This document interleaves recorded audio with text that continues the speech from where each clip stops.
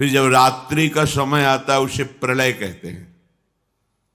ब्रह्मा जी का समय 4 अरब 32 करोड़ वर्ष का एक दिन होता है।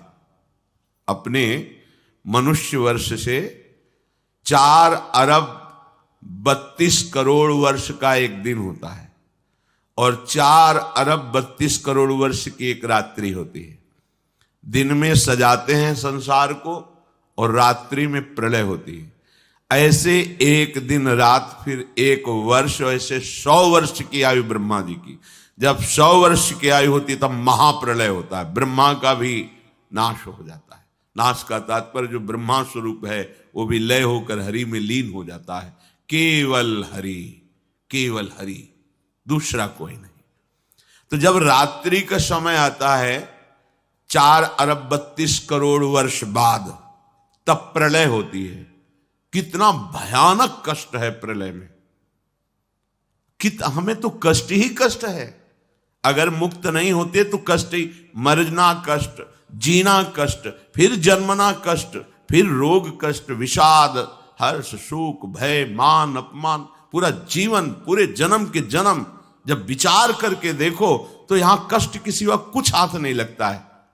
पूरा जीवन हो गया कमा के, मर गए, फिर कुछ नहीं, फिर नई पढ़ाई, नई योग्यता, नया धन, नया परिवार, फिर मर गए, फिर कब से चल रहा है। अच्छा, ये ही चलता रहे, इतना ही नहीं, एक बार इसके बाद फिर प्रलय होता है। प्रलय में कैसी भयावह स्थिति होती, भय ही भय है। इसलिए भगवत प्राप्ति अनिवार्य है, अनिवार्य, अत्यंत अनिवार्य है। जिस समय प्रलय का समय आता है तो ये पूरी सृष्टि मूल की तरफ खिंचने लगती है, भगवान की शक्ति से समेटने लगती है। उस समय 100 वर्ष तक एक बूंद पानी नहीं बरसता। 100 वर्ष तक सूखा पड़ता है। 100 वर्षा अनावृष्टिर, 100 वर्ष तक एक बूंद पानी नहीं। तो पृथ्वी का सारा पानी सूख जाता है। पीने के लिए पानी नहीं, अन्न के लिए कहीं दाना भी नहीं दिखाई देता, कुछ भी नहीं रह जाता। 100 वर्ष वर्षा ही नहीं होती, इतना अकाल सूखा कि इतने में ही सब जीव जंतु, मनुष्य शरीरधारी बहुत मर जाते हैं। 100 वर्ष भयंकर सूखा, गर्म वायु तपती हुई, बचना मुश्किल है। उसी के घर्षण से दावानल, बड़े बड़े वनों में आग लग जाती है। पानी बूंद नहीं, न तालाब में, न कुआं में, न सरोवर में, न सरिता में, सब उष्ण ताप से सूख जाता है। बिना पानी के, बिना अन्न के तड़प तड़प करके जीव मरते हैं। आगे प्रलयकालीन सूर्य का तेज उदय होता है। 100 वर्ष सूखा के बाद सूर्य से तीनों लोकों में अग्नि की वर्षा होने लगती है। जैसे ओले देखते हो, कोई बनाता थोड़ी कि किसी फैक्ट्री में नाप के काटे जाते हो, झर झर झर झर झर झर ढेर लग जाता, ऐसे अग्नि बरसती है। और नीचे से भगवान शंकरषण की फुंकार से, ज्वालामुखी देखा है? किसने कोयला रखा वहां, पेट्रोल रखा, कैसी देखा है ज्वालामुखी? धधकती हुई, बहती हुई आग, ऐसे नीचे के लोकों से आग प्रकट होती है, भस्म करते हुए सब लोकांतर को ऊपर बढ़ती चली जाती है। ज्वालामुखी देख के हृदय कांप जाएगा। भारी अग्नि, ये जलाने वाले अग्नि से भी तापमान उसका कई गुना अधिक होता है। कुछ भी पड़ जाए सीधे आग लग जाएगी, सीधे भस्म हो जाएगी।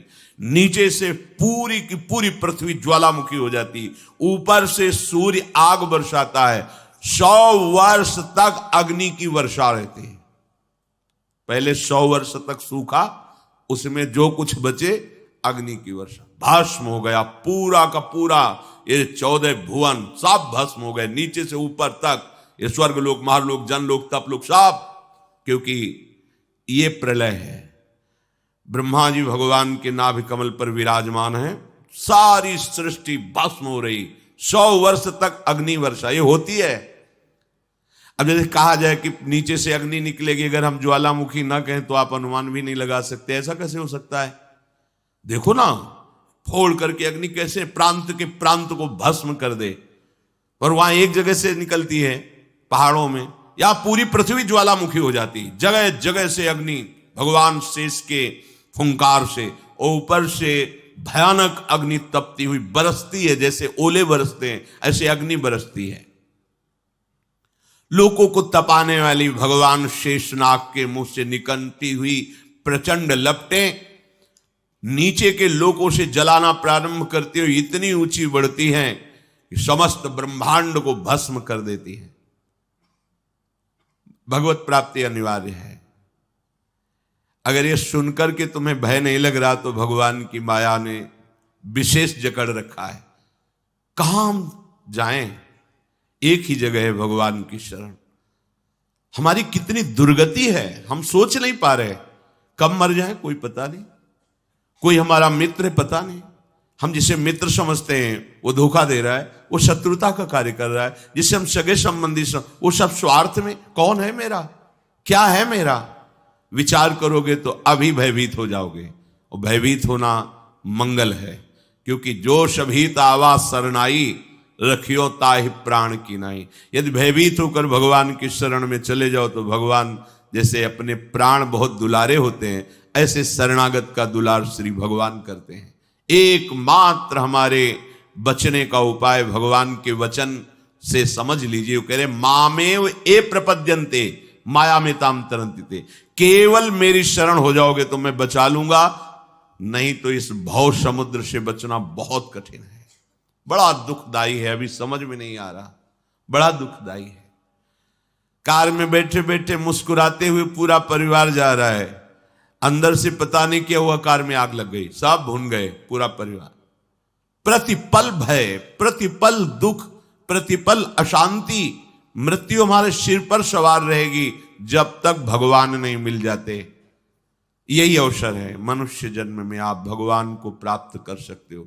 इस छोटी सी आयु में, छोटे समय में, बिना प्रयत्न के भगवान की प्राप्ति आपको हो जाएगी यदि शरणागत हो जाओ, हृदय से शरणागत हो जाओ। भगवान से भी कृपालु हमारी लाडली जो हैं, बचा लेंगी, सब दुखों से बचा लेंगी।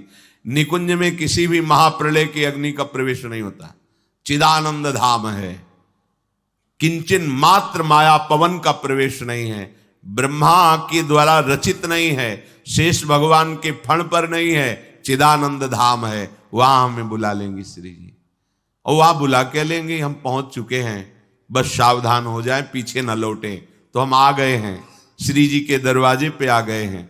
और जो इस द्वार पे पड़ रहता है वो फिर निहाल हो जाता है। महारानी जी के द्वार पे आ गए। घर पे इसलिए नहीं कह रहे अंदर कि अभी नेत्र खुले नहीं है तो तुम देख नहीं पा रहे हो, कहोगे कहां श्री जी हैं। तो अभी दरवाजे पे आ गए, इतना विश्वास कर लो। और निरंतर रसिकों की आज्ञा में रहो, एक कदम भी आज्ञा के विमुख न रखो, तो बिना किसी प्रयास के तुम्हें श्री जी की प्राप्ति हो जाएगी। पक्का मान लो, बिना प्रयास के। बस तुम्हारे अंदर एक धारणा बन जानी चाहिए, अब आज्ञा के बिना हमारा कदम नहीं बढ़ेगा। अब जो ही कहें करें हम सोई, बस। इसके परिणाम स्वरूप लाडली जी आपको कृपा करके अपने निकुंज में बुला लेंगी, जहां माया का प्रवेश ही नहीं है। ये सब मायाकृत सृष्टि का प्रलय होता है। बोलो 100 वर्ष तक हाहाकार मच गया, नीचे से अग्नि, ऊपर से अग्नि, और 100 वर्ष पानी नहीं गिरा तो सब सूखा। अब कौन बचा? सब भस्म हो गया। अकाल में ही 100 वर्ष में सब स्वाहा हो गए। जो कुछ बचे वो अग्नि की वर्षा से नष्ट हो गए। 100 वर्ष अग्नि के बाद फिर प्रलयंकारी मेघ, जिनको शांवर्तक कहते हैं, वो हाथी की सूंड के समान धारा बरसाते पानी की। 100 वर्ष तक निरंतर धाराभिर हस्ति हस्ताभिर लीयते सलिले विराट, हाथी की सूंड के बराबर, बूंदे नहीं, धारा। पूरी सृष्टि जलमग्न, ये पूरा विराट ब्रह्मांड जल ही जल हो गया, कुछ नहीं बचा, केवल जल। नीचे के लोगों से लेकर ऊपर तक केवल जल ही जल। पहले सूखा में नष्ट, फिर आग की वर्षा में सब भस्म, फिर जल ही जल। उस समय ब्रह्मा अपने ब्रह्मांड को छोड़ करके उस कमल पर विराजमान होते जो भगवान के नाभि में विराजमान है। ये रात्रि हुई ब्रह्मा जी की, सो गए, उसमें सब नष्ट हो गया। वायु पृथ्वी की गंध को खींच लेती, जिससे वो पृथ्वी भी नहीं रह जाती, वो जल रूप हो जाती है। और वही वायु जल के रस को खींच लेता है, तब जल अपने कारण अग्नि में समा जाता है और अग्नि को अंधकार में जितना तेज है वो सब छीन लेता है। अग्नि वायु में लीन हो जाती है, वायु रूप हो जाती है। वायु की शक्ति को, प्रवाह को आकाश छीन लेता है, वो आकाशमय हो जाती है। तदनंतर ईश्वर आकाश के गुण शब्द का हरण कर लेता है, तो तामस अहंकार में लीन हो जाता है। इंद्रियां, बुद्धि राजस अहंकार में, मन सात्विक अहंकार में, ये महाप्रलय हो गया। अब कुछ नहीं बचा। जब पूरी ब्रह्मा जी की आयु हो जाती है तो अहंकार महातत्व में लीन हुआ। महातत्व मूल प्रकृति में, मूल प्रकृति ब्रह्म में, अब केवल ब्रह्म बचा। न ब्रह्मा बचे, न ब्रह्मांड बचा, सब नष्ट हो गया। महाप्रलय, प्रलय रात्रि ब्रह्मा की, महाप्रलय ब्रह्मा का विनाश। ये सृष्टि स्थिति संहार करने वाली भगवान की अचिंत्य माया है। ये रहट जैसे चलता है ऐसे चलती रहती, कभी दिन कभी रात, कभी प्रलय, कभी सृजन और कभी महाप्रलय। ये बात सुनकर के बड़ा भय लगता है, कैसे निकले इस माया से।